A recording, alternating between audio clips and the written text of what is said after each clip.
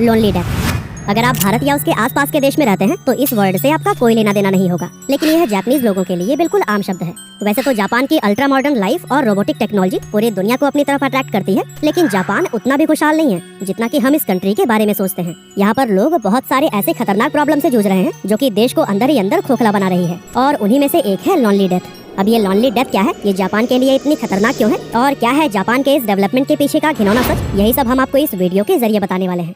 Even before the pandemic hit, Japan has had a serious problem with loneliness, isolation, and suicide. These are issues that are affecting the entire population, but in different ways.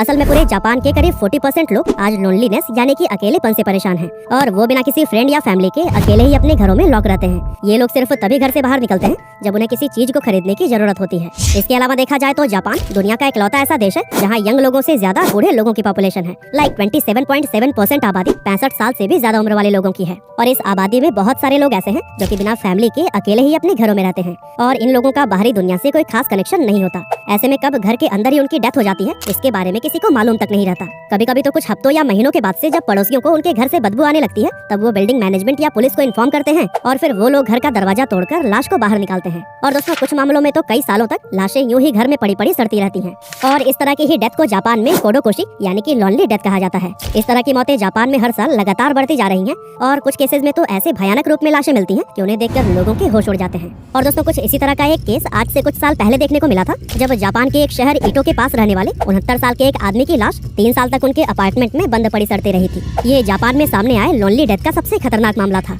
हैरानी की बात तो ये थी कि उनकी गैर मौजूदगी को इतने लंबे समय तक किसी ने नोटिस तक नहीं किया, और उस बुजुर्ग के अपार्टमेंट का किराया और जरूरी बिल 3 साल तक उनके बैंक अकाउंट से कटता रहा। लेकिन कुछ साल के बाद जब उनकी सारी सेविंग्स खत्म हो गई तो फिर कुछ अथॉरिटीज उनसे मिलने उनके अपार्टमेंट पहुंचे, और उस दौरान दरवाजे पर कुछ रिस्पांस न मिलने पर उन्हें थोड़ा डाउट हुआ, और जब अपार्टमेंट का दरवाजा तोड़कर खोला गया तो फिर सामने उन्हें फर्श पर एक कंकाल पड़ा हुआ मिला। वो लाश बुरी तरह से सड़ चुकी थी और कीड़े उसे खाकर पूरी तरह से खत्म कर चुके थे। ये न्यूज हर किसी के लिए काफी शॉकिंग थी, और इसकी वजह से अकेले रहने वाले लोगों के बीच एक डर का माहौल पैदा हो गया।